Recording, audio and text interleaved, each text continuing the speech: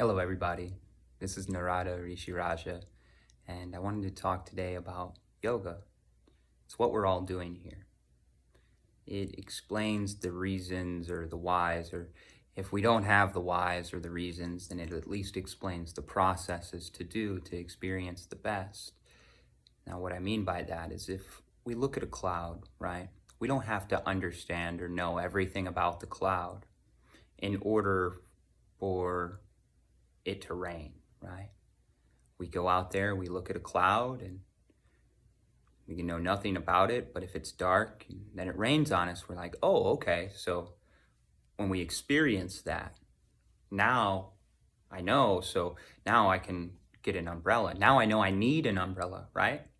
That's why I said everybody's in the process of yoga, everyone. But when we experience suffering, it's letting us know, hey, not this way. Or when everything feels like it's way too much for us to handle by ourselves, that's letting you know, hey, you're right, there's an umbrella. There's something that can help, right? And that's one of the reasons why people come to Bhakti yoga, devotional yoga. Yoga means union with God source consciousness. It doesn't mean flexibility.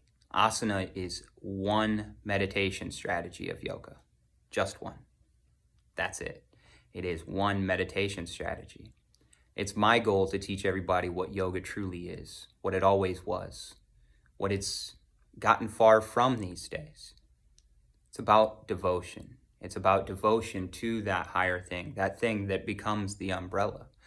And because that's what life is all about. Everybody is doing yoga. It's just not too many people know about it. If you don't know about it, if you're not doing the daily practices, if you're not doing the right daily practices for you specifically, then it's going to be much, much more uncomfortable than it has to be. That's the only game. That's why yogis you see speak confidently. And, me as well as any of the others that I've seen, we say we're here to teach A, B, and C. If you don't want to learn A, B, and C, then there's the door. You can go somewhere else, right? But if you're been through everything else, you've experienced everything else, which is all a part of the whole yoga, the whole union of everything. When you've experienced a lot of that, when you're done with a lot of that, when you want that exit ticket, when you want to know how to get to that next level of consciousness, that is where the yogic sciences come into play. They teach you about that anti-material world, right? They teach you about that other side. They teach you about that spiritual element, however you want to define it. So if you're inspired to take charge of this process because you're already doing yoga, but if it's not feeling great, if you would really like to change your experience and your perception of it, please, that's why I reach out. I teach one-on-one yoga right now, looking into locations to teach more than that on a larger scale. I also teach yin yoga at Metanoia here on Wednesdays. These are all opportunities in which you can learn true yoga, not flexibility. I'm gonna say not even athletic to get in shape. No. Might we do some of that? Yeah, absolutely. But you're going to learn union with God source consciousness. You're going to learn what you're here to learn, the reason why you incarnated as a human, the thing that separates us from animals. As an animal, they eat, they sleep, they reproduce, they find shelter, and they find a little bit of entertainment. A.C. Bhaktivedanta Swami Prabhupada states this often. When you look at those 5 things, that's what an animal does. If you look at most people, that's what they do. You look at most people, they live an unfulfilled life. It's because us as humans, we have that extra level. It's that exploring the spiritual consciousness side. That is the other side. It's not just to survive.